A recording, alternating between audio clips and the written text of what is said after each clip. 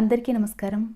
సాయంత్రం పూట పిల్లలు ఇష్టంగా తినడానికి డీప్ ఫ్రై చేసే పని లేకుండా, పప్పులు నానబెట్టి రుబ్బే అవసరం లేకుండా చాలా సింపుల్గా, ఈజీగా, హెల్తీగా చేసుకోగలిగే ఈ టేస్టీ రెసిపీ చేయడం కోసం స్టవ్ మీద ఇడ్లీ పాత్ర పెట్టుకుని ఇలా చిల్లులు గిన్నె పెట్టి చక్కగా కడిగి క్లీన్ చేసుకున్న అరకిలో చిలగడదుంపల్ని వేసుకొని మంట మీడియం ఫ్లేమ్లో ఉంచి ఇవి మెత్తగా అయ్యే వరకు ఉడికించుకోవాలి.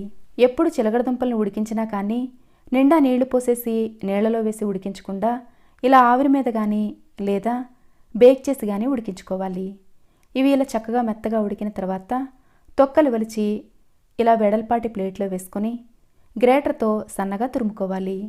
ఒక్కోసారి కొన్ని చిలగడదుంపలు చేదొచ్చే అవకాశం ఉంటుంది కాబట్టి టేస్ట్ ఎలా ఉందో చెక్ చేసుకుని అప్పుడు వేసుకోవాలి. చిలగడదుంపలు ఆరోగ్యానికి ఎంతో మంచిదని తెలిసినా కానీ కొంచెం తీపి ఇష్టపడని వాళ్ళు ఇవి తినడానికి ఇష్టపడరు. అలాంటి వాళ్ళ కోసం ఇలా కొంచెం కారంగా ఉండేలా స్నాక్ చేసినట్లయితే చాలా ఇష్టంగా తింటారు. ఇలా తురుముకున్న తర్వాత ఇందులో రుచికి సరిపడా ఉప్పు, తినే కారానికి తగ్గట్టు 1-2 స్పూన్ల వరకు కారం, పావు స్పూను పసుపు, అర స్పూను వేయించి దంచిన జీలకర్ర పొడి, 1 టీ స్పూను ధనియాల పొడి, అర స్పూను అల్లం వెల్లుల్లి పేస్ట్ వేసుకున్న తర్వాత అర స్పూను పచ్చిమిర్చీలను దంచిన పేస్ట్ కూడా వేసి 1 ఉల్లిపాయని సన్నగా తరిగిన ముక్కలు, గుప్పెడు సన్నగా తరిగిన కొత్తిమీర వేసుకొని టేస్ట్ బ్యాలెన్స్ అవ్వడం కోసం అరచెక్క నిమ్మరసం కూడా పిండుకోవాలి.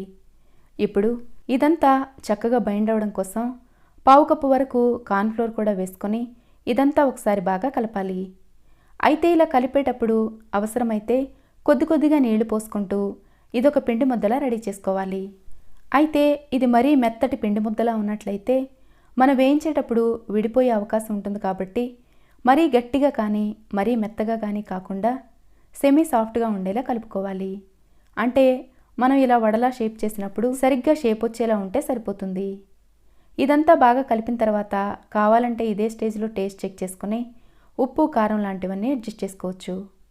ఇప్పుడు ఈ పిండి ముద్దలో నుండి కొంచెం కొంచెంగా పిండి తీసుకొని ఇలా మనకి కావలసిన సైజులో బాల్స్లా చేసుకొని చూపిస్తున్న విధంగా వడలా ఒత్తుకోవాలి. ఇలా వడలా ఒత్తుకొని మధ్యలో కూడా చక్కగా వేగేలా ఇలా హోల్ పెట్టుకుని అన్నిటినీ రెడీ చేసుకోవాలి.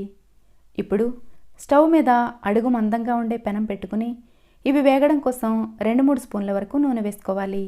నూనె కొంచెం కాగిన తర్వాత పెనం పట్టినని వేసుకొని మంట మీడియం ఫ్లేమ్ నుండి లో ఫ్లేమ్లోకి అడ్జస్ట్ చేసుకుంటూ నెమ్మదిగా వేగనివ్వాలి.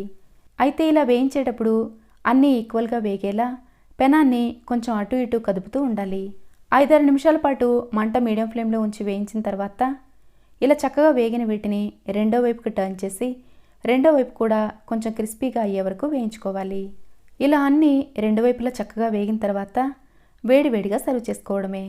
అయితే ఇవి కొంచెం చల్లారేసరికి మెత్తగా అయిపోయే అవకాశం ఉంటుంది కాబట్టి వెంటనే సర్వ్ చేసుకున్నట్లయితే కొంచెం క్రిస్పీగా, తీయగా, కారంగా చాలా రుచిగా ఉంటాయి.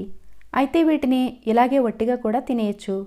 కొందరికి చట్నీ ఉంటే ఇష్టపడతారు కాబట్టి గ్రీన్ చట్నీ చేయడం కోసం పెరుగుని తీసుకొని ఇలా ఉండలు లేకుండా విస్క్ చేసుకుని రెడీ చేసుకోవాలి.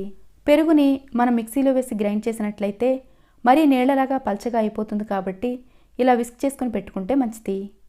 ఇప్పుడు దీన్ని పక్కన పెట్టుకున్న తర్వాత మిక్సీ జార్ తీసుకొని గుప్పెడు పుదీనా, గుప్పెడు కొత్తిమీర, 2 పచ్చిమిర్చీలను కట్ చేసిన ముక్కలు, కొద్దిగా అల్లం ముక్కలు, చట్నీ టేస్టీగా కొంచెం చిక్కగా రావడం కోసం 10-15 వరకు జీడిపప్పులను తీసుకుని డ్రై రోస్ట్ చేసుకుని వీటిని కూడా వేసుకోవాలి. ఇందులో రుచికి సరిపడా ఉప్పు, అర స్పూను చాట్ మసాలా, పావు స్పూను వేయించి దంచిన జీలకర్ర పొడి వేసుకొని చట్నీకి మంచి టేస్ట్ రావడంతో పాటు నల్లబడకుండా ఉండడం కోసం అరచెక్క నిమ్మరసం కూడా పిండుకొని కొద్దిగా నీళ్లు పోసి ఇదంతా మెత్తని పేస్ట్లా గ్రైండ్ చేసుకోవాలి. ఇలా చాలా మెత్తగా గ్రైండ్ చేసుకున్న తర్వాత ఇందులో మనకి కావలసినంత పెరుగు వేసి కలుపుకోవాలి. మనం చిలగడదుంప వడలు ఒక పక్కన స్టవ్ మీద పెట్టుకుని వేయించుకుంటూనే వేరో పక్క ఈ చట్నీ కూడా రెడీ చేసుకోవచ్చు. అయితే వీడియోలో 2 ఒకేసారి చూపించడం కుదరదు కాబట్టి ఒకదాని తర్వాత ఒకటి చూపిస్తున్నాను. ఇలా చట్నీ చక్కగా రెడీ చేసుకున్న తర్వాత మనం ప్రిపేర్ చేసి పెట్టుకున్న వడలతో సర్వ్ చేసుకోవడమే. కొంచెం తియ్యగా, కారంగా, ఎంతో రుచిగా ఉండే ఈ సింపుల్ అండ్ ఈజీ రెసిపీ మీకు నచ్చినట్లయితే లైక్ చేయడం మర్చిపోకండి. Thanks for watching.